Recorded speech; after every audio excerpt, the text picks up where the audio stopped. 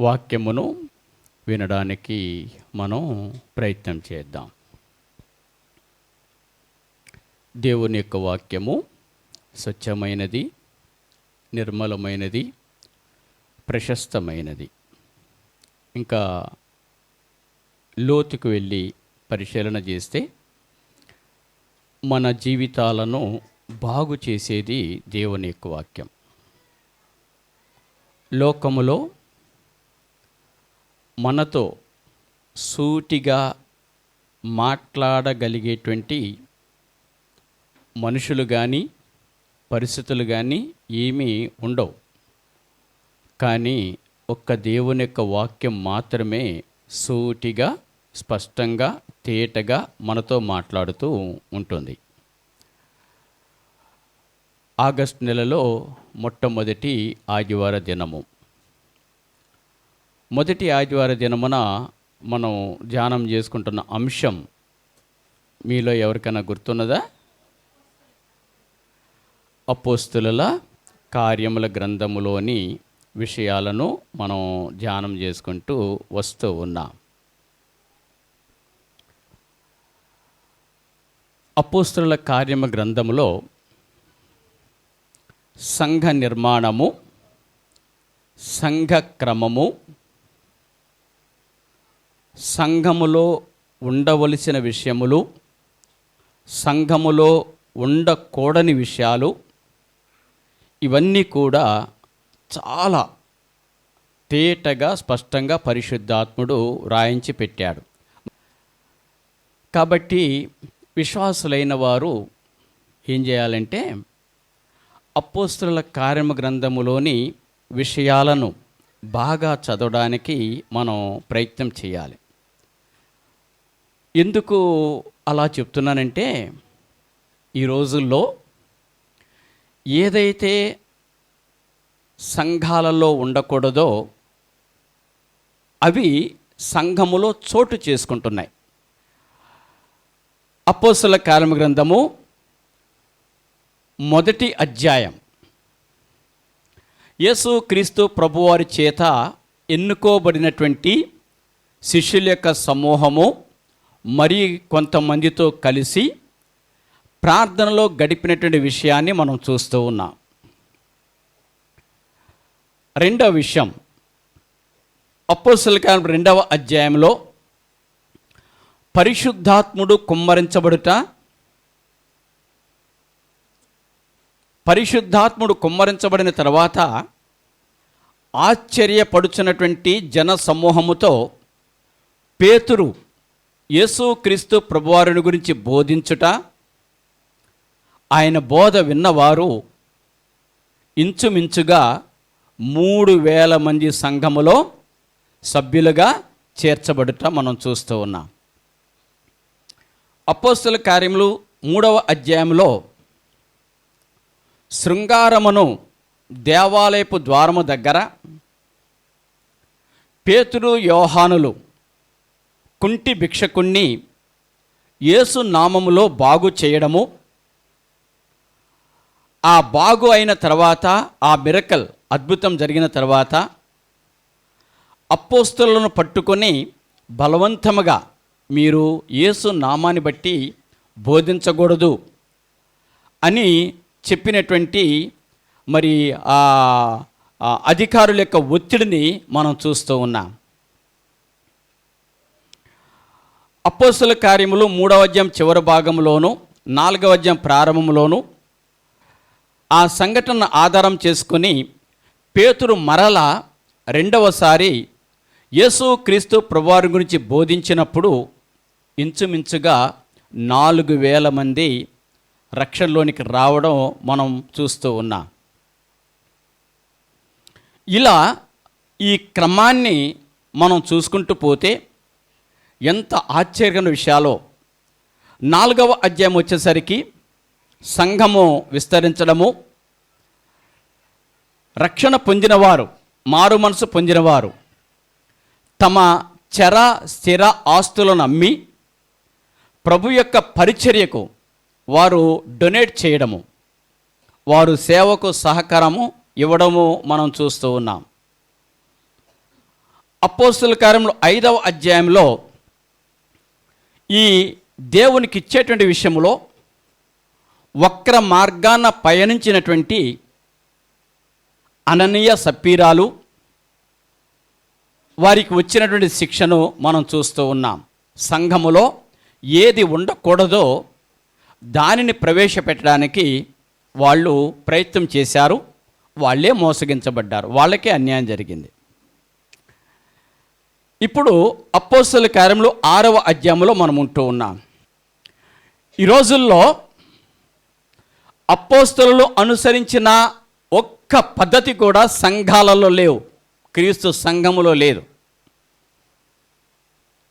ఈ రోజుల్లో క్రీస్తు ప్రభువారు వినిపించినటువంటి ఆ సందేశ సూత్రాలు, ఆ సందేశ మార్గములు క్రీస్తు సంఘములో లేవు.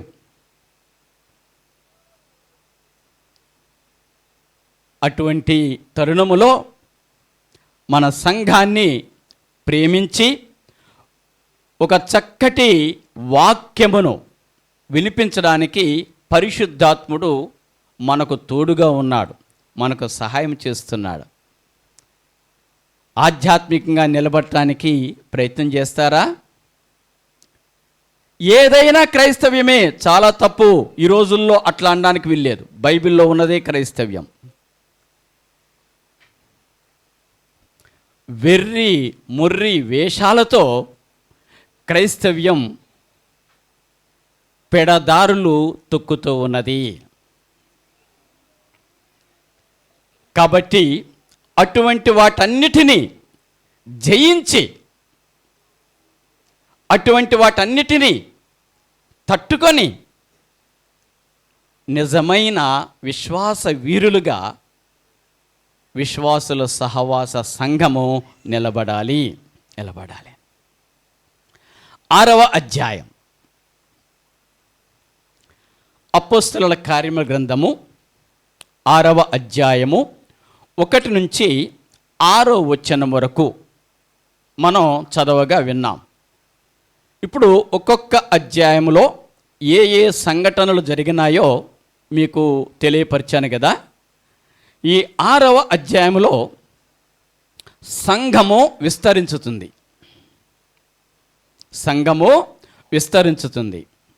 ఈ 6వ అధ్యాయంలో కొన్ని విషయాలు మనం లోపటికి వెళ్ళి చూస్తానికి మనం ప్రయత్నం చేద్దాం. 6వ అధ్యాయంలో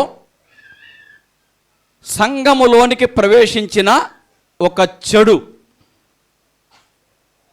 రెండవది అపోస్తలులు సంఘమునకు పరిచర్య చేయడానికి పెద్దలను ఏర్పాటు చేయుట, మూడవ విషయము స్టెఫను యొక్క ప్రసంగము. ఈ మూడవ విషయము స్టెఫను యొక్క ప్రసంగం అన్నప్పుడు 6వ అధ్యాయము 10వ వచనంలో ప్రారంభమై స్టెఫను యొక్క ప్రసంగము 7వ అధ్యాయం అంతా కూడా కొనసాగిందండి.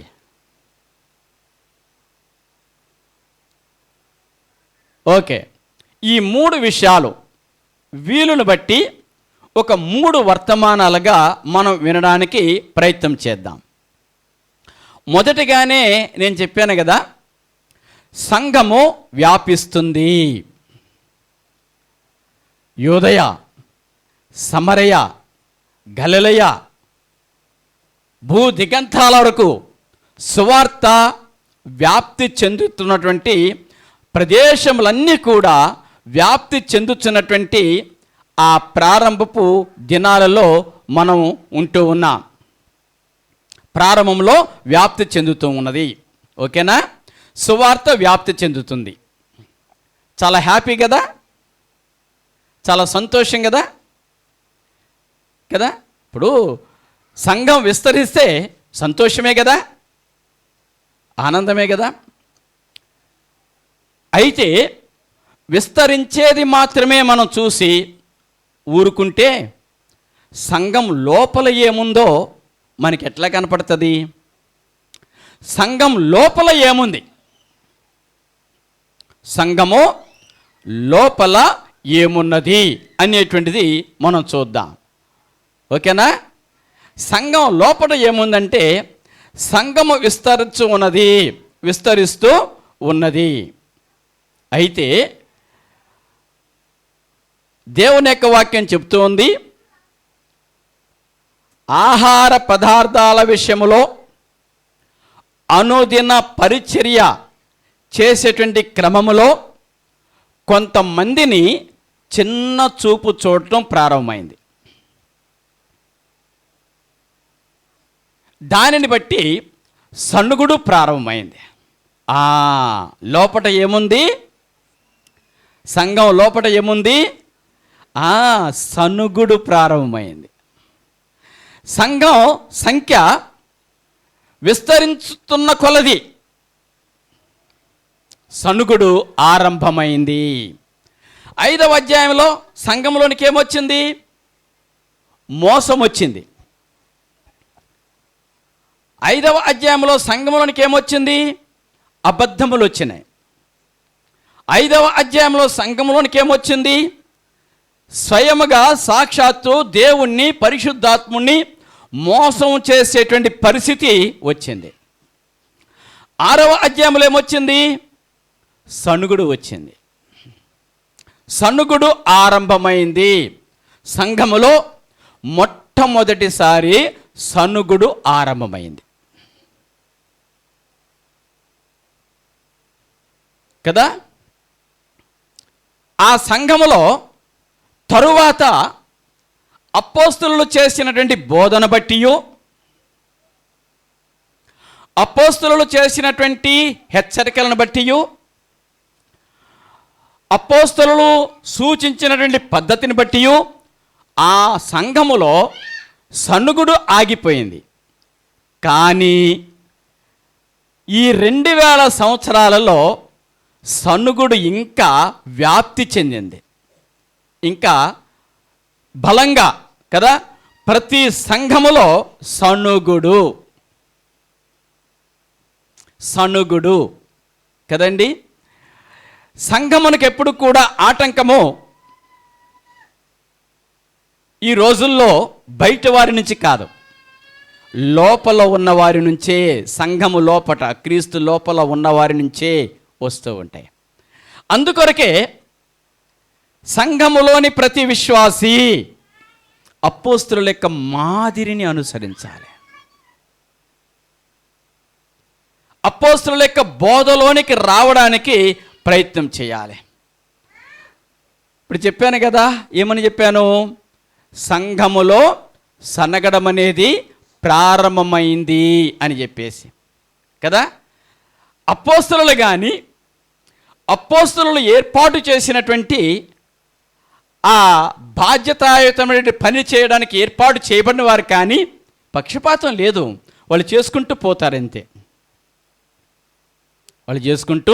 పోతారంతే, మెల్లగా ప్రవేశించిన అపవాదిని దూరం పెట్టుకోకుండా దానిని పెంచి పోషిస్తూ ఉంటారు. అది ప్రవేశించింది ఆది కాలపు సంఘములో. నేను అపోస్తలుల కార్యములు 5వ అధ్యాయంలో అననీయ సప్పీరాల విషయంలో జరిగినటువంటి విషయాన్ని నొక్కి చెప్పుతూ, పరిశుద్ధమైన సంఘం, నీతి కలిగిన సంఘం, క్రీస్తు రక్తంలో కడుగబడిన సంఘం, దేవుని సంఘం, అబద్ధములు లేని సంఘం, మోసములు లేని సంఘం, అటువంటి దాంట్లోనికి అబద్ధాలు తీసుకొచ్చారే, మోసాలు తీసుకొచ్చారే. ఇక నిన్ను చూసి వీళ్ళందరూ కూడా అనుసరిస్తారు కదా. మరి ఒకసారి అవే మాటలు చెప్తున్నా. పరిశుద్ధమైన సంఘం అది, పక్షపాతం లేని సంఘం అది, క్రీస్తు రక్తం ద్వారా కడుగుబడిన సంఘం అది. సణుగుడు ఎలా తీసుకొస్తున్నారు వాళ్ళు? ఎలా సణుగుతున్నారు వాళ్ళు? ఓకే, ఇప్పుడు ఈ సనగడం గురించి ఏ విషయాలలో ఎక్కడ సణుగుడు ఉంది అనేది మనం చూద్దాం. సంఘములో అయితే మొట్టమొదటిసారి ప్రవేశించింది.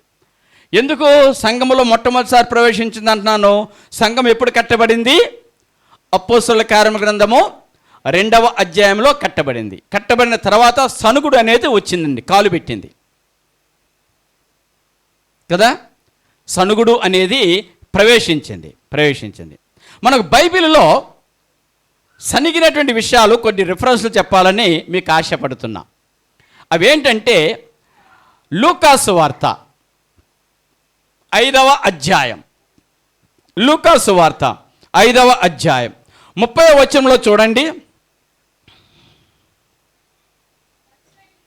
పరిసయ్యులు వారి శాస్త్రులను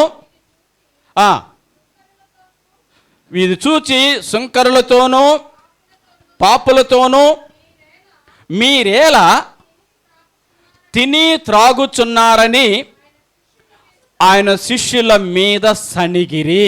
చాలు, వద్దు. మిరకల్స్ వైపు, అద్భుతాల వైపు, అక్కడ అద్భుతాలు జరుగుతున్నాయి, ఇక్కడ అద్భుతాలు జరుగుతున్నాయి, అక్కడ బాగుంటుంది, ఇక్కడ బాగుంటుంది అని వెళ్ళొద్దు. నిన్ను నీవు పరీక్షించుకో, నిన్ను నువ్వు పరిశీలన చేసుకో. ఇక్కడ జరిగిన విషయం ఏంటి?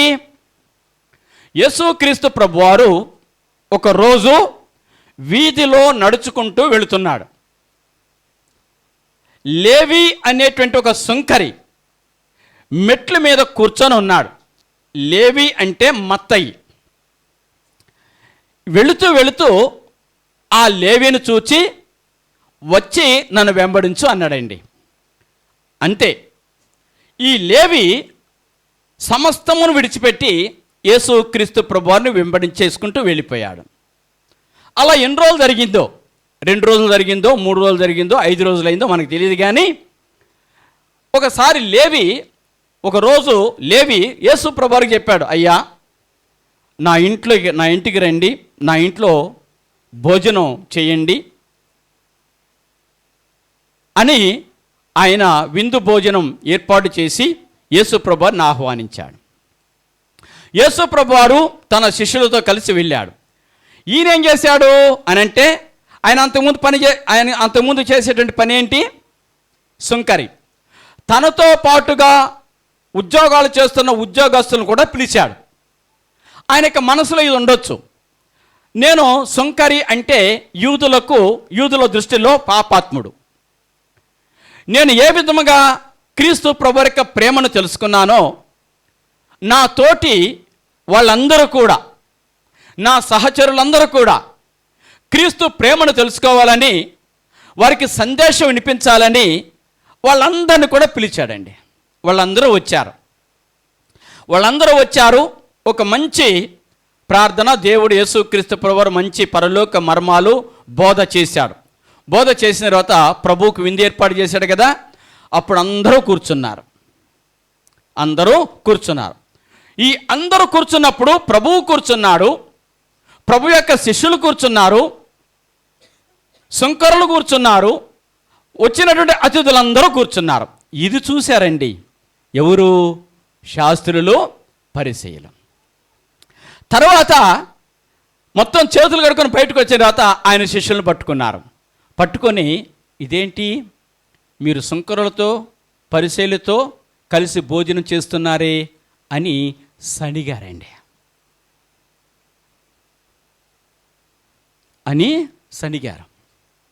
వాళ్ళతో కలిసి భోజనం చేయొద్దని ఎక్కడ చెప్పలేదే, ఎక్కడ లేదే. వాళ్ళు చేసే పనులు చేయవద్దు అన్నది, వాళ్ళ క్రియలు చేయొద్దు అన్నది. వాళ్ళ క్రియలు చేయకూడదు. ఓకే, అంటే ఏంటి? శిష్యుల మీద ఈ శాస్త్రులు, పరిసయ్యులు సనగడం ప్రారంభించారండి. ఇక్కడ తప్పేమన్నా ఉందా అండి? తప్పేమన్నా కనపడుతుందా మీకు? ప్రభువును ఆయన యొక్క శిష్యులను సుంకరులతో కలిసి భోజనం చేయడం అనేది తప్పెక్కడైనా కనపడుతుందా? ప్రార్థనకు పిలుస్తారు. ప్రార్థనకు పిలిచినప్పుడు భోజనం ఏర్పాటు చేస్తారు. భోజనం ఏర్పాటు చేసినప్పుడు మన పక్కన అందరూ పరిశుద్ధిలో కూర్చుంటారా? మన ప్రక్కన అందరూ మంచోళ్ళు కూర్చుంటారా? మంచోళ్ళు అంటే రక్షణ పొందిన వాళ్ళు కూర్చుంటారా? కూర్చోరు. ఎవరైనా కూర్చోవచ్చు, ఎవరైనా కూర్చోవచ్చు కదా. కాబట్టి అది తప్పేంటి? ఎంత సనగడం ప్రారంభమైందో చూడండి, ఎంత సనుగో చూడండి. నిజముగా ఈ సనగడము అనేది చాలా భయంకరమైనటువంటి ఒక జాడ్యం.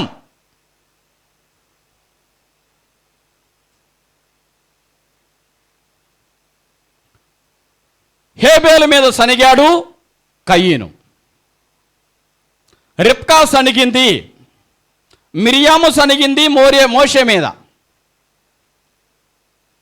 ఇజ్రాయేలులందరూ కూడా దేవుని పైన సనిగారు, మోషే పైన సనిగారు. ఇలా పాత నిబంధన గ్రంథము నుంచి ఏదైతే దేవుడు వద్దు వద్దు వద్దు వద్దు అని చెప్తున్నాడో దానినే పైకి దేవుని బిడ్డలు అనబడుతున్నవాడు కలిగి ఉండడానికి ప్రయత్నం చేస్తున్నారు, కానీ దాన్ని వదిలిపెట్టుకోవడానికి ప్రయత్నం చేస్తలే.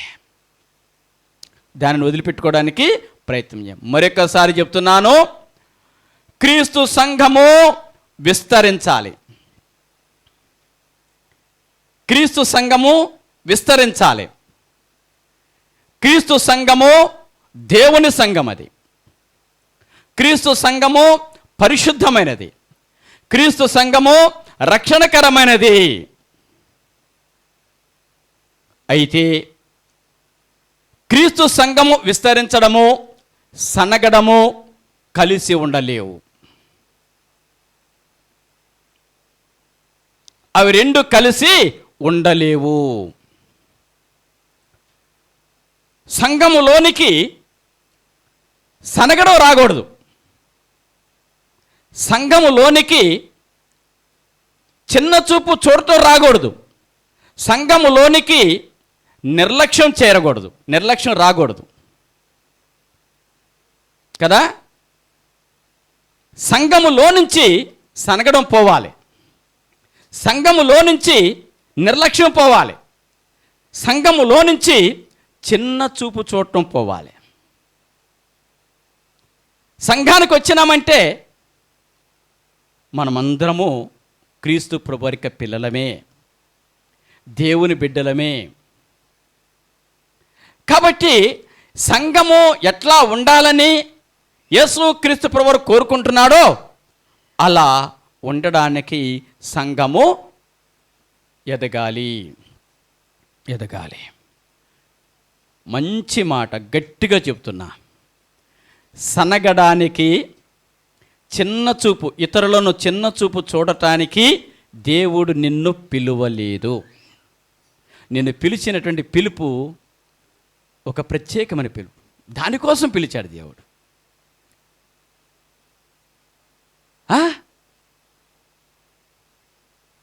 కాబట్టి ఈ సనగడం అనేది నీలో నుంచి పోవాలి.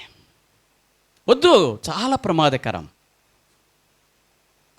ఒకటి, ఆయన శిష్యుల మీద శాస్త్రులు పరిసయ్యులు సనిగారు, ఓకే. 2, లూకాసు వార్త 15వ అధ్యాయం, లూకాసు వార్త 15వ అధ్యాయం 2వ వచనంలో చూడండి. పరిసయ్యులను శాస్త్రులను అది చూచి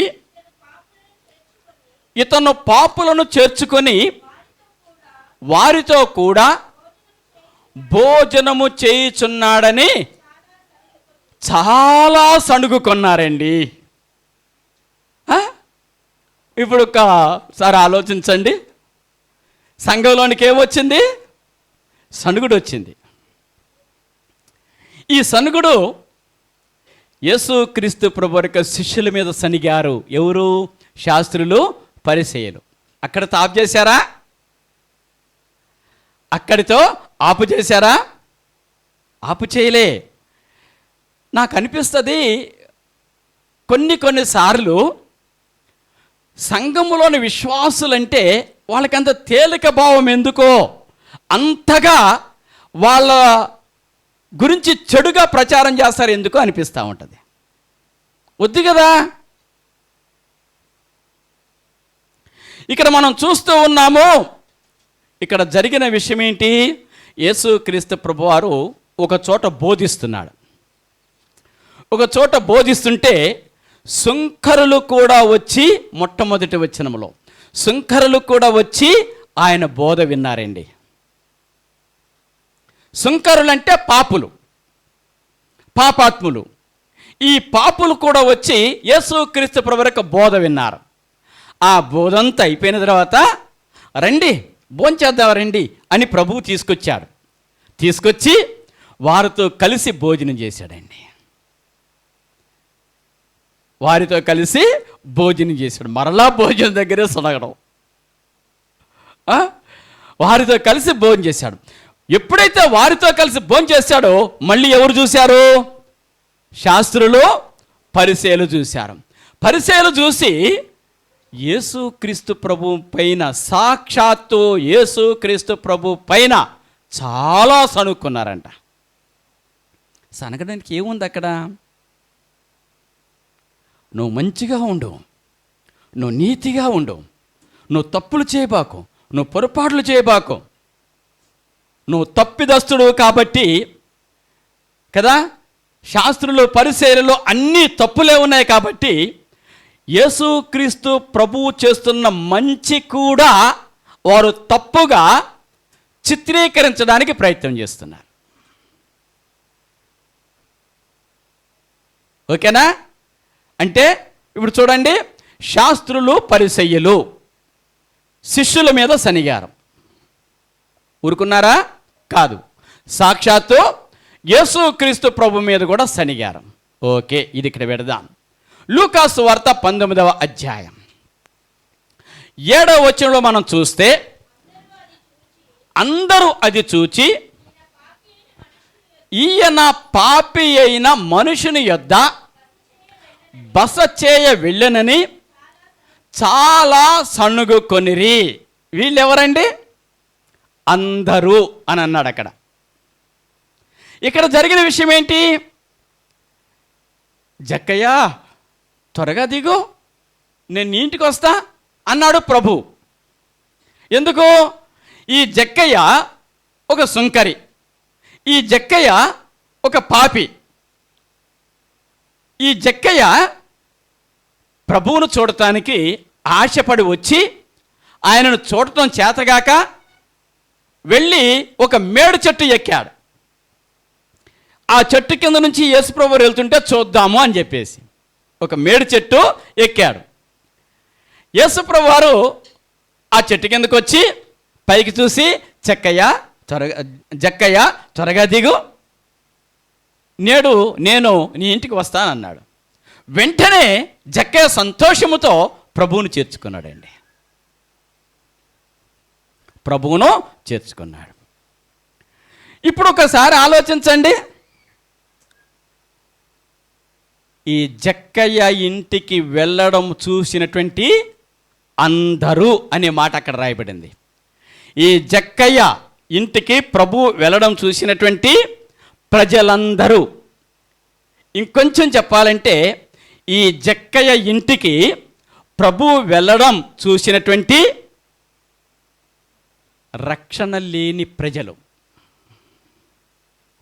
రక్షణ లేని ప్రజలు యేసుక్రీస్తు ప్రభు మీద సనగడం ప్రారంభించారండి. యేసుక్రీస్తు ప్రభు మీద సనగడం ప్రారంభించారు. కారణం ఏంటి? ఏదైనా ఉన్నదా? ఆయన వచ్చిందే పాపులను రక్షించడానికి వచ్చాడు కదా. ఆయన వచ్చిందే పాపాత్ముల కొరకు వచ్చాడు కదా, పాపం చేయడానికి కాదు కదా, వారితో కలిసి పాపపు క్రియలలో పాలు పంచుకోవడానికి కాదు కదా. పాపులను రక్షించడానికి క్రీస్తు యేసు ఈ లోకానికి వచ్చాడు.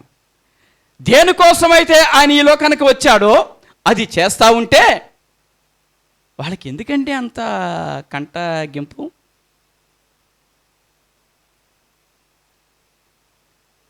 ఇప్పుడు వరుసగా చూడండి, శాస్త్రులు సణిగారు, పరిసయ్యులు సణిగారు. మూడవది రక్షణ లేని ప్రజలు సణిగారు. మరొకసారి శిష్యుల మీద సణిగారు, యేసుక్రీస్తు ప్రభు మీద కూడా సణిగారు. ఒక వ్యక్తి ఇలా రాశాడండి, ఏమన్నాడంటే లోకం యొక్క నోరు చాలా పెద్దది. విశ్వాసులకు అన్వయించుకుందామా? విశ్వాసుల యొక్క నోరు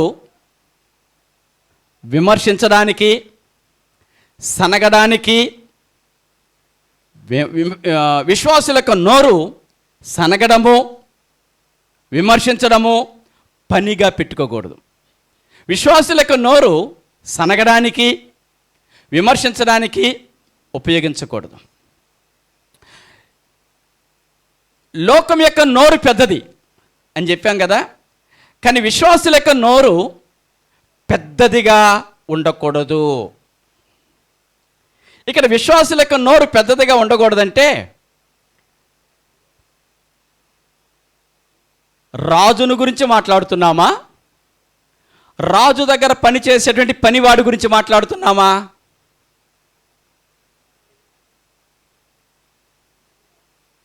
అర్థమవుతుంది కదా? ప్రభువుని గురించి మాట్లాడుతున్నామా?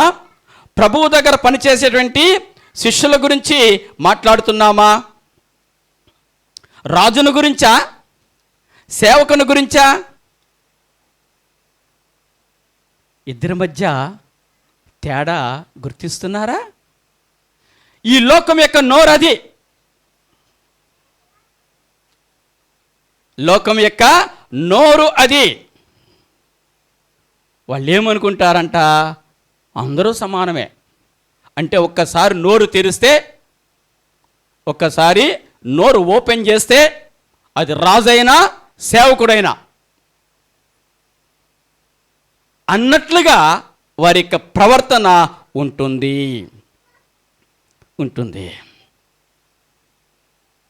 ఎవరి గురించి అయినా సరే, ఎంత మాట అయినా సరే అనేసి ఇక మా పని అయిపోయింది అని చేతులు దులిపేసుకుంటుంది లోకం. మరి విశ్వాసులుగా మరి మనకు ఒక ప్రత్యేకత ఉంది కదా.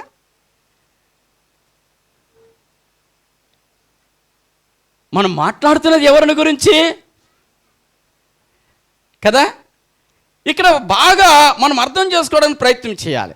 ఆయన రాస్తున్నాడు చివరికి, నోరు ఎక్కడ నుంచి ఎక్కడకు వ్యాపిస్తుందో ఎవరు చెప్పగలరు అన్నాడండి. నోరు ఎక్కడ నుంచి ఎక్కడికి వ్యాపిస్తుందో ఎవరు చెప్పగలరు అని అన్నాడు.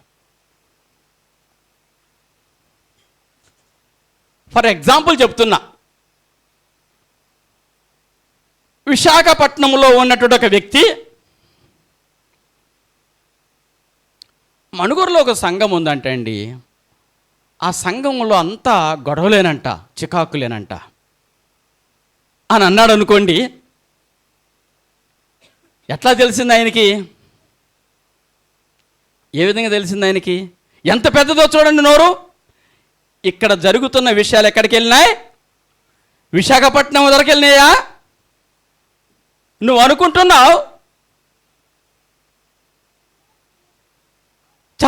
చెప్పొద్దు అనుకుంటూనే చెప్పేసి లాస్ట్కి ఒక కంక్లూషన్ ఇచ్చేస్తారు. ఏంటంటే, ఎవరితో చెప్పబాకు, ఇది ఆత్మీయురాలివని నీకే చెప్తున్నా అంటాడు. అర్థమవుతుందా మీకు? ఎవరిని గురించి మాట్లాడుతున్నాం? ఎవరిని గురించి దీన్ని ఏమన్నారు? సణుగుతున్నారు కదా.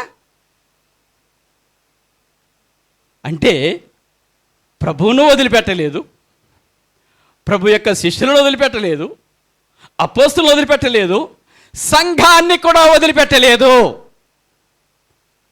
అది వ్యక్తులుగా వారి తప్పు కాకపోవచ్చు, ఎందుకంటే అపవాది వారిని వాడుకుంటున్నాడు. అది గుర్తించాలి.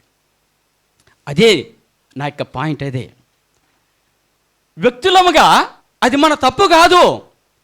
కానీ సాతాను నిన్ను వలవేసి లాగి ఉరులు ఒగ్గి చిక్కించుకొని నిన్ను సంఘములో చికాకులు చేయించడానికి అలా వాడుకుంటున్నాడు అన్న విషయాన్ని ప్రతి విశ్వాసి గ్రహించాలి.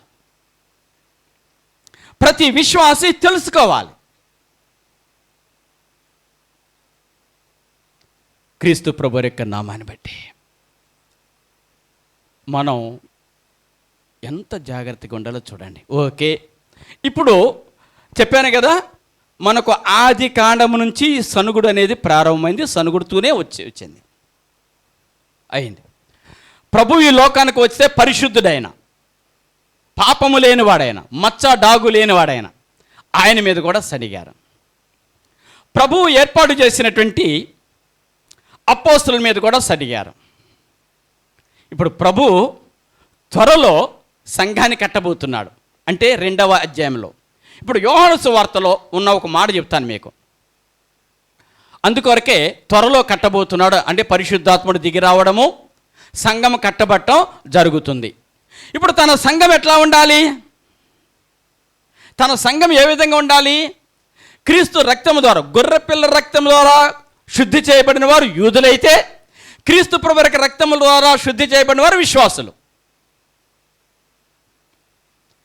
కాబట్టి ఆ ప్రత్యేకత మనం నిలుపుకోవాలి. ఇప్పుడు తన పిల్లలతో, ఆయన రక్తంలో కడుగబడిన వారితో ప్రభువు చెబుతున్న మాట ఏంటంటే, యోహాను సువార్త 6వ అధ్యాయము 43వ వచనంలో, నిజమేనయ్యా, మోషే సనగవచ్చు, మోషే మీద సనగవచ్చు, ప్రజలు దేవుడి మీద సనిగారు, యేసు మీద సనిగారు, ఆయన శిష్యుల మీద సనిగారు. కానీ మీ విషయంలో నేను చెప్పేది ఏంటంటే 43వ వచనం, అందుకు యేసు, మీలో మీరు సనగకుడి. అబ్బా, ఎంత మంచిగా చెప్తున్నాడో చూడండి. వద్దమ్మా, జీవించలేమా? నోరు పెద్దదిగా ఎందుకు చేసుకోవాలమ్మా? నోరు ఓపెన్ చేస్తే కంట్రోల్ చేసుకోలేను అన్నట్లుగా ఉంటే ఎట్లా? ఎందుకు నాన్న? మీలో మీరు సనగకుడి. వద్దు. ఎందుకు? మీరు పరిశుద్ధమైన జనాంగం, మీరు నీతి కలిగిన జనాంగం, మీరు చీకటిలో నుండి ఆశ్చర్యకరమైన వెలుగులోనికి పిలువబడిన జనాంగం, మీరు ఆయనను ప్రచురము చేయుట కొరకు ఏర్పాటు చేయబడిన జనాంగం. స్వయముగా యేసు క్రీస్తు ప్రభువారు తన 2 చేతులు చాచి మీరు నా పిల్లలు అని అంటున్నాడు. అందుకొరకే స్పెషల్గా క్రీస్తు సంఘములోని ప్రతి విశ్వాసికి మన యేసు క్రీస్తు ప్రభువారు చెప్పే మాట ఏంటంటే, మీరు సనగకుడి అన్నాడు. దానికి ఉదాహరణలు వద్దు. ఏ మోసే సనగాడుగా, మిరియాం సనిగిందిగా, లేకపోతే వాళ్ళు సనిగారుగా, వీళ్ళు సనిగారు, వాళ్ళందరూ సనిగారు. కానీ మీరు మాత్రము, నేను చేస్తేనే తప్పొచ్చిందా, నేనంటేనే తప్పొచ్చిందా, నువ్వు అనొద్దు. ప్రభుని యొక్క వాక్యం అది. బహు స్పష్టముగా తేటగా దేవుని యొక్క వాక్యం మనతో మాట్లాడుతుంది. ఇప్పుడు ఎందుకు సనగొద్దు, ఎందుకు మనం సనగకూడదు? చాలా విషయాలు. క్రీస్తు సంఘము, పరిశుద్ధమైన సంఘము, నీతిగల సంఘము, క్రీస్తు రక్తంలో కడుగబడిన సంఘము, విశ్వాసులము, ఏర్పాటు చేయబడిన వారిమి, పిలువబడిన వారిమి, ఎన్నో విషయాలు ఉన్నాయి. కానీ ఒకటి ప్రమాదకరమైన విషయము సనుగుటలో ఉన్నది. ఆ దాని గురించే ఎంతమంది సనిగినా నువ్వు సనగబాకు తల్లి, ఎంతమంది సనిగినా నీవు సనగబాకు కుమారుడా, ఎంతమంది సనిగినా మీరు సనగబాకండి. ఎందుకు అంటే కొరింథీయులకు రాసిన పత్రిక, మొట్టమొదటి పత్రిక 10వ అధ్యాయము 10వ వచనములో ఇవన్నీ కూడా ఎందుకు రాయబడ్డాయి, ఎందుకు తెలుపబడ్డాయి అనంటే, మీరు సనగకుడి, వారిలో కొందరు సనిగి సంహారకుని చేత నశించిరి. సనగడం వలన ప్రాణాపాయము సంభవిస్తుంది అని లేఖన భాగం తెలియజేస్తుంది. వారిలో కొంతమంది సనిగి సంహారకుని చేత నశించిపోయారు. ఎక్కడ సనిగారు వాళ్ళు? బండ యొద్ద, మెరీబా జలముల యొద్ద, సంఖ్యాకాండం 14వ అధ్యాయంలో వాళ్ళు సనిగారు. ఓకే కదా? అందుకొరకే మీరు సనగకుడి, మీ నోరు పెద్దగా ఉండొద్దు, మీ నోరు బలమైనదిగా ఉండొద్దు. అణుకువ కలిగిన వారముగా, విధేయత కలిగిన వారముగా, లోబడుతున్న వారంగా మనం ఉండాలి. మీరు సనగకుడి. ఇప్పుడు యేసుక్రీస్తు ప్రభువారు జక్కయ్య ఇంటికి వెళ్ళాడు కదా, అది చూసే కదా సనిగింది,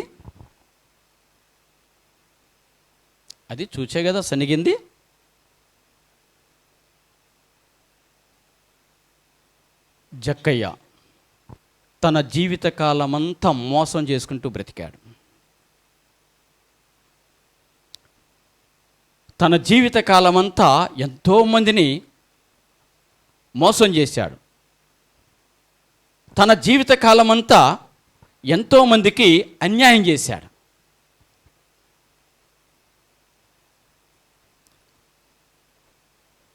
అయితే ఒక్కడైనా జక్కయ్య నువ్వు చేస్తున్నది తప్పునైనా అని చెప్పి సరిచేసిన వాళ్ళు ఉన్నారా? జక్కయ్య నువ్వు మోసం చేస్తున్నావు, నువ్వు యూదుడు అయ్యిండి మోసం చేస్తున్నావు, అలా చేయకూడదు అని చెప్పిన వారు ఉన్నారా? జక్కయ్య నువ్వు అన్యాయపు ప్రవర్తన కలిగి ఉన్నావు, నీ ప్రవర్తన మార్చుకో, నిన్ను నువ్వు దిద్దుకో, నువ్వు మారు మనసు పొందు, మార్పు చెందు అని చెప్పిన వారు ఉన్నారా? అంటే అది చెప్పడానికి నోరు తెరవవు, కానీ సనగడానికి, విమర్శించడానికి మాత్రం నోరు తెరుస్తామా?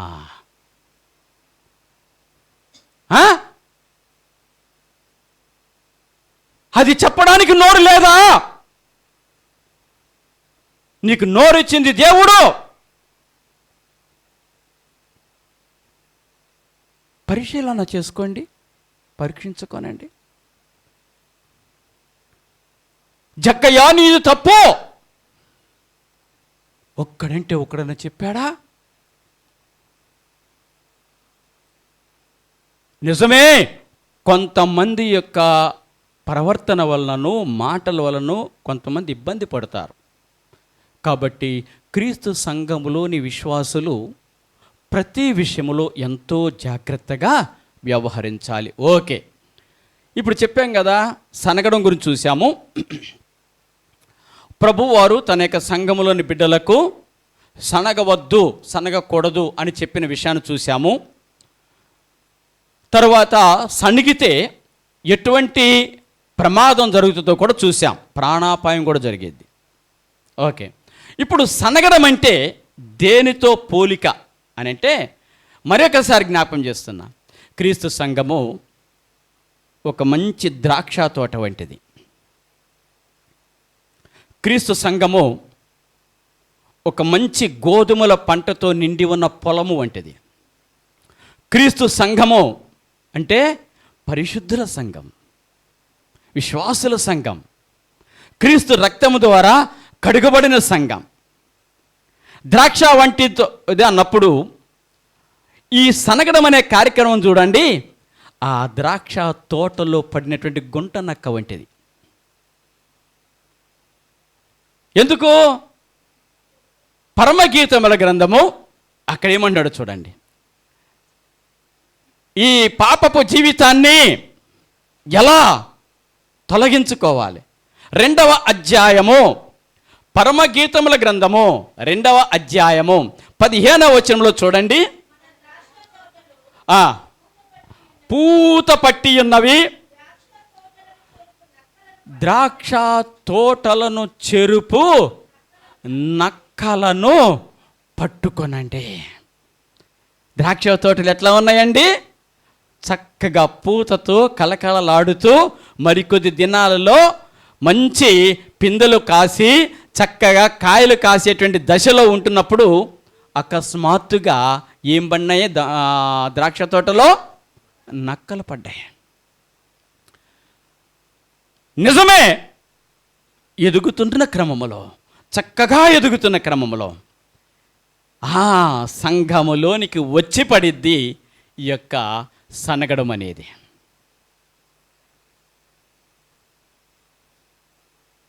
వాటిని ఏం చేయాలి? ఎదగనివ్వకూడదు. తినండిలే ఏం కాదులే, తినండిలే ఏం కాదులే. నీలో ఉన్నటువంటి ఆ గుంట నక్కను పారదోలండి. నీ ఇంట్లో ఉన్నటువంటి ఆ నక్కను తోలేసేయండి. నీ సంఘములో ఉన్నటువంటి ఆ నక్కను బయటికి వెళ్ళగొట్టాలి. అది లోపట ఉండకూడదు. అది లోపట ఉండకూడదు. సంఘం విస్తరించడం, నక్కలు పెట్టుకొని సంఘం ఎట్లా విస్తరిస్తుందండి? విస్తరించడం అంటే దయచేసి గమనించండి, సంఖ్య కాదు నేను చెప్పేది, ఆత్మీయత కావాలి కదా. నక్కలు పెట్టుకొని నేను అభివృద్ధి చెందాలి, నేను డెవలప్ కావాలి, నేను స్పిరిచువల్గా ఎదగాలంటే ఎట్లా ఎదుగుతుంది సంఘం? విశ్వాస యొక్క జీవితము ఎదగలేదు. ఎందుకంటే పాడు చేయడమే దాని యొక్క లక్షణం, నాశనము చేయడమే దాని యొక్క లక్షణం. దేవునికి విరోధముగా ప్రవర్తింప చేయడమే దాని యొక్క లక్షణం. చక్కగా ఏపుగా పెరిగినటువంటి ద్రాక్ష తోటలోనికి నక్క వచ్చి పడితే ఎలాగైతే దానిని తూలివేస్తామో మన హృదయములోని కూడా సనగడం. ప్రభువుని గురించి చెప్పండి, దేవుడి గురించి చెప్పడానికి నోరు తెరవండి, క్రీస్తుని గురించి చెప్పండి, పరిశుద్ధుని గురించి చెప్పండి, నీతిని గురించి చెప్పండి. మేము సేవ చేస్తున్నాం అంటారు కొంతమంది. మేము సేవ చేస్తున్నాం, ఏదో మాకిచ్చిన పరిచర్య చేస్తున్నాం. నువ్వు పరిచర్య చేయక్కర్లే, నువ్వు సేవే చేయక్కర్లే. దేవుడు నీకు ఇచ్చిన విశ్వాస జీవితాన్ని జాగ్రత్తగా కాపాడుకో. నక్కలు ప్రవేశించితే వాటిని కలిగి ఉండి ఎట్లా పరిచర్య చేస్తావు?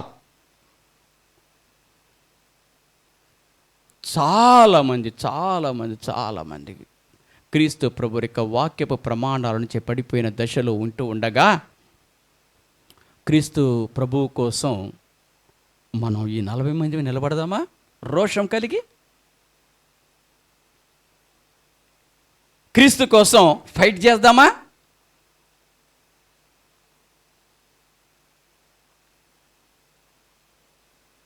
ప్రభుని యొక్క నామాన్ని బట్టి ఈ సన్నగడము అనేటువంటిది నక్క లాంటిది, ద్రాక్ష తోట అనేటువంటిది సంఘము లాంటిది.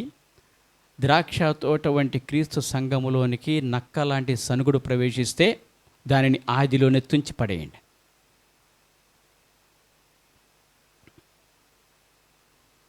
ఓకే, రెండోది యోహాను సువార్త 15వ అధ్యాయం. యోహాను సువార్త 15వ అధ్యాయం 2వ వచనంలో చూడండి. నాలో ఫలింపని ప్రతి తీగెను ఆయన తీసి పారవేయను. ఈ సనగడము అనేది ఫలించని తీగ వంటిది.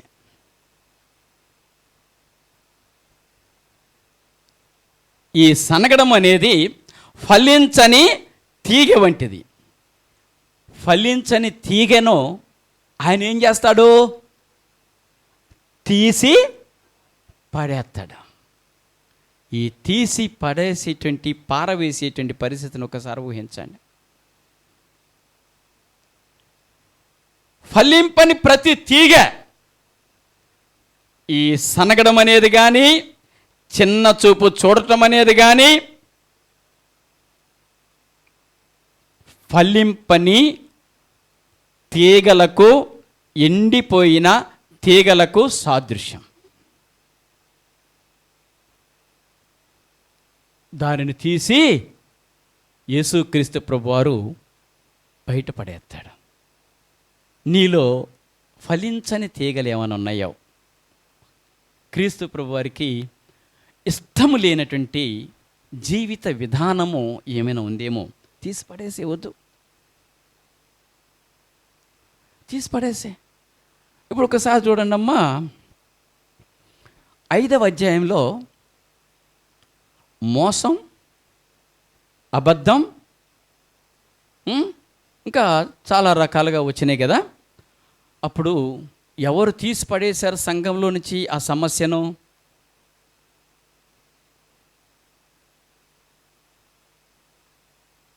దేవుడే కదా, దేవుడే. దేవుడే కలగజేసుకొని వాళ్ళను ఎట్లా తొలగించాలో అట్లా తొలగించాడు. ఓకే, ఇప్పుడు 6వ అధ్యాయంలో సమస్య వచ్చింది. ఏంటది సమస్య? చిన్న చూపు చూడటము, సనగడం అనే సమస్య ప్రవేశించింది. ఇప్పుడు ఎవరు కలగజేసుకుంటున్నారు? ఇప్పుడు అపోస్తలులు కలగజేసుకున్నారు. ఇప్పుడు అపోస్తలులు కలగజేసుకున్నారు. ఈ రెండింటి మధ్య చూడండి, అక్కడ వాళ్ళు వెంటనే హతమైపోయారు. వాళ్ళు వెంటనే అక్కడే పడి చచ్చిపోయారు. ఇక్కడ చచ్చిపోలే, ఇక్కడ చచ్చిపోలే. ఏం చేస్తున్నాడు? సరి చేసుకోవడానికి సమయాన్ని ఇస్తున్నాడు.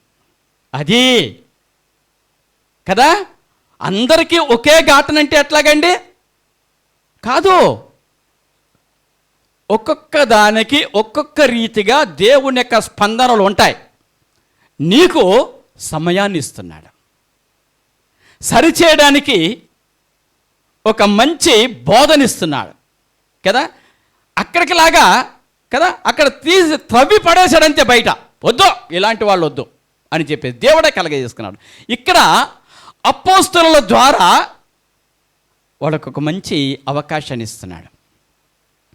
వద్దు, ఇటువంటివి ఉండకూడదు అని చెప్పేసి దానిని క్రమపరచుకోవడానికి ఒక బాధ్యత వహించిన అపోస్తలులుగా వారు ఒక మార్గాన్ని సూచిస్తున్నారు అక్కడ. అదే పెద్దలను ఎన్నిక చేసుకోవడం తర్వాత వచ్చే వారంలో మనం చూద్దాం. కాబట్టి ప్రభుని యొక్క నామాన్ని బట్టి దేవునికి వందనాలు.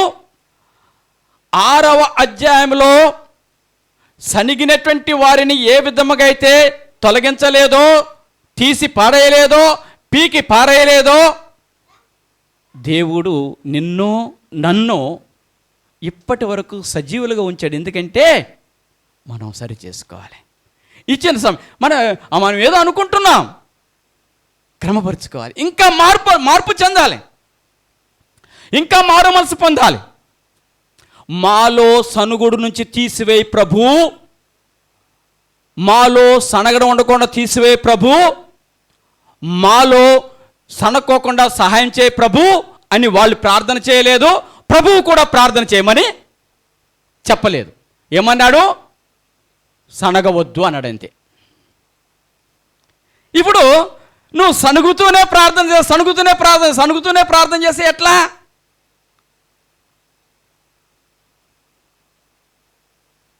కాదు, దాన్ని ఏం చేయాలి? తీసిపేయాలి, సరి చేసుకోవడానికి ప్రయత్నం చేయాలి. ఓకే, అంటే ఒకటి, ఈ సన్నగడము అనేటువంటి దైవ వ్యతిరేకమైన కార్యము ఒక నక్క వంటిది. నక్క ప్రవేశిస్తే దానిని తీసి పడేయండి. 2, ఈ సనగడము అనేటువంటిది ఫలించని ఒక చెట్టు కొమ్మ వంటిది. ఎన్ని సంవత్సరాలు చూసినా ఫలించకపోతే దాన్ని ఏం చేస్తాడు? ప్రభు కత్తిరించి వేస్తాడు. 3, మత్తయి సువార్త 13వ అధ్యాయం. మత్తయి సువార్త 13వ అధ్యాయం 29వ వచనంలో మనం చూస్తే, అందుకతడు వద్దు, గురుగులను పెరుకుచుండగా వాటితో కూడా పెలగింతురు. Praise the lord. సనుగుడు అనేది చూడండి అమ్మా, ఇక్కడ ఇక్కడ ఒక 40 మంది విశ్వాసులు ఉన్నారు కదా,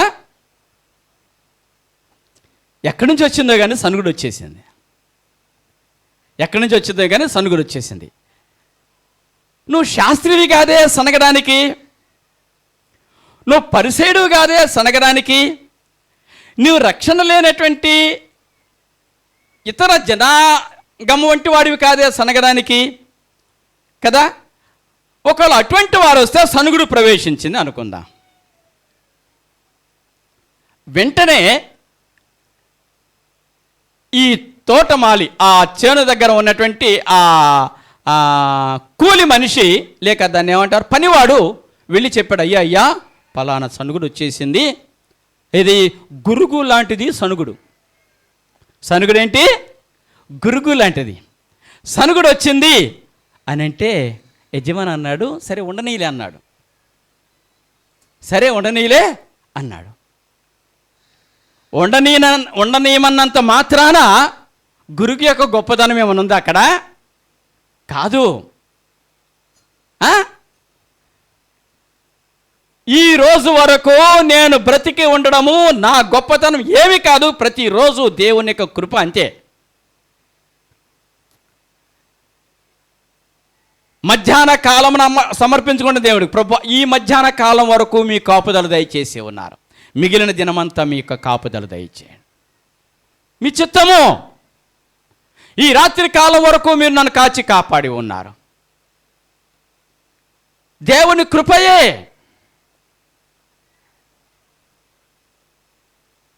గురుగు ఉన్నది అని అంటే అది దేవుని యొక్క కృపే. రెండోదిగా అంటున్నాడు, ఆ రెండింటిని కలిసి ఎంత ప్రేమో చూడండి. గురుగును కూడా ఎదగనివ్వండి కదా. ఆ గురుగు ఎదగడం గోధుమ లాంటి ఎదుగుదల కాదు కదా. గురుగే. ఎందుకు ఎదగమన్నాడు అంటే లాస్ట్ వరకు చూస్తా ఏమన్నా మారుతుందా లేదా అని చెప్పేసి. లాస్ట్ వరకు మారకపోతే మొట్టమొదటగా కోసేది ఎవరినో చెప్పనా? గురుగుల్నే కదా. ఆయన తన పనివారిని చూసి మొదటగా గురుగులను ఏమంటాడు? కొయ్యండి అని అంటాడు. గురుగులను కోసి ఏం చేయమంటాడు? బయట పారవేయండి, అగ్నిలో కాల్చివేయండి. ఆహో, ఇంత ఎదిగి ఏమైపోయినాయి? లాస్ట్కి అగ్నిలో కాల్చబడ్డాయి.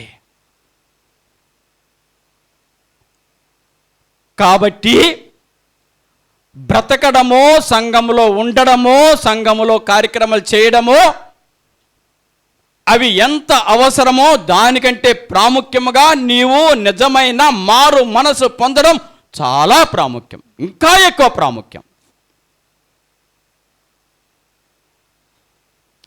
సనగొద్దు అన్నాడు.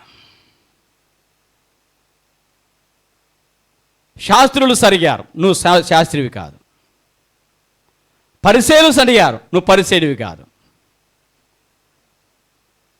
రక్షణ లేని ప్రజలు సనిగారు, నువ్వు రక్షణ లేని ప్రజలవి కాదు. సంఘములో సనుగుడు ప్రవేశించింది. వాళ్ళు ఎట్లా క్రమపరిచారో మనం చూద్దాం తర్వాత. సనగడం అనేది నక్క లాంటిది. అది ఎక్కడో ఒక మూల ఉంది, ముంతనికి ఉంది, ఎక్కడో ఉంది. అది అన్నిసార్లు బయటపడదు కదా. నేను లేనప్పుడు నా గురించి నీలో నుంచి బయటపడుతుంది, నువ్వు లేనప్పుడు నీ గురించి నాలో నుంచి బయటపడుతుంది, వీళ్ళు లేనప్పుడు వీళ్ళ గురించి వాళ్ళలోంచి బయటపడుతుంది, వాళ్ళు లేనప్పుడు వాళ్ళ గురించి వీళ్ళలోంచి బయటపడుతుంది. దాని యొక్క నక్క జిత్తులు అలాంటివి.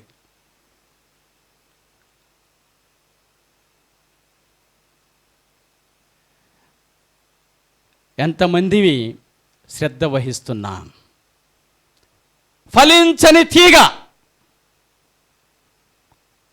ఒక గురుగు. అంత మాత్రమే కాదు, హెబ్రీయులకు రాసిన పత్రికలో ఒక మాట అంటాడండి, అది చివరికి చూద్దాము. హెబ్రీయులకు రాసిన పత్రిక 12వ అధ్యాయము, హెబ్రీయులకు రాసిన పత్రిక 12వ అధ్యాయము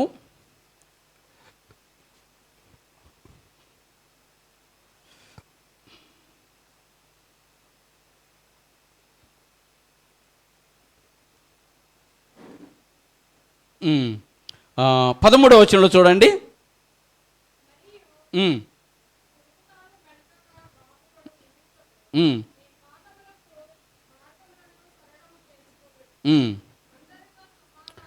అమ్మ 12వ అధ్యాయము 15వ వచనం, క్షమించండి నేను తప్పు చెప్పానా?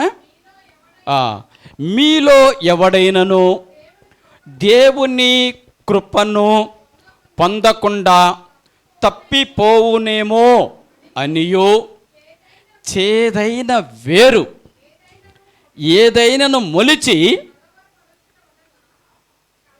కలవర పరచుట వలన అనేకులు అపవిత్రులైపోవుదురేమో అనియో చాలు జాగ్రత్తగా చూచుకొనుడి అని అంటాడు. ఇక్కడ ఈ సనగడం అనేది చేదైన వేరు లాంటిది. చేదైన వేరు మొలిచి మిమ్మల్ని కలవరపరుచునేమో.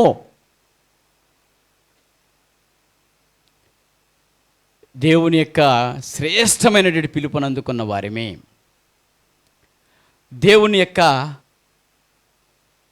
ఆ నిత్యత్వంలోనికి ప్రవేశించేటువంటి వారిమే మనము. చేదైన వేరు మీలో పెట్టుకోబాకండి. వద్దు. బ్రతుకంతా చేదైపోయిందండి, జీవితం అంతా చేదైపోయింది, ముఖమంతా చేదైపోయిందండి. వద్దు. సంతోషం. క్రీస్తు ప్రభువు మనలను రక్షించాడు. ఆనందంతో బ్రతకాల్చడానికి ప్రభు మనల్ని ఏర్పాటు చేసుకున్నాడు. ఈ సనగడం అనేది, చిన్నచూపు చూడడం అనేది, విమర్శించడం అనేది చేదైన వేరు లాంటిది. సంఘములో ఉండకూడనిది, సంఘములో ఉండకూడనిది. దానిని ఒకవేళ నీలో పెట్టుకుంటే నీతో పాటే ఎదుగుతుంది అది కదా, నీతో పాటే ఎదుగుతుంది. గురుగు ఎన్ని గోధుమలతో కలిసి ఎంత కాలం ఉన్నా గోధుమతో పాటే ఎదుగుతుంది అది, నీతో పాటే ఎదుగుతుంది అది కదా. వద్దు. నవ సంఘం, నూతన సంఘం, క్రొత్త సంఘం, క్రొత్త పేరు పెట్టబడిన సంఘం, క్రీస్తు అనే బండ మీద కట్టబడిన సంఘం,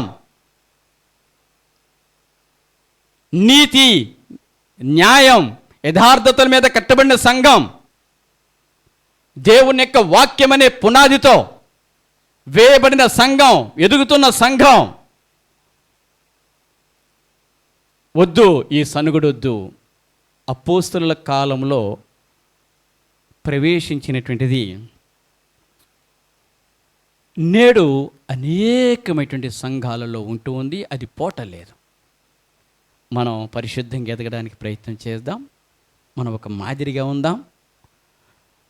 అనేక మందిని మనం క్రీస్తు ప్రభు యొక్క మార్గంలోనికి నడిపించడానికి ప్రయత్నం చేద్దాం. అటువంటి ఒక ఉన్నతమైన కృపతో కూడినటువంటి పరిశుద్ధమైన జీవితాన్ని మన రక్షకుడు, విమోచకుడు మనకు అనుగ్రహించునుగాక. ఆమేన్. ఈరోజు మీలో ఏముంటే అది దేవునికి విరుద్ధమైనది, సంఘానికి విరుద్ధమైనది, అది ఏమైనప్పటికీ కూడా దానిని తొలగించుకోండి. క్రీస్తు మిమ్మల్ని పరిశుద్ధపరచబడునుగా, పరిశుద్ధపరచునుగాక. రండి, ప్రార్థన చేసుకుందాం.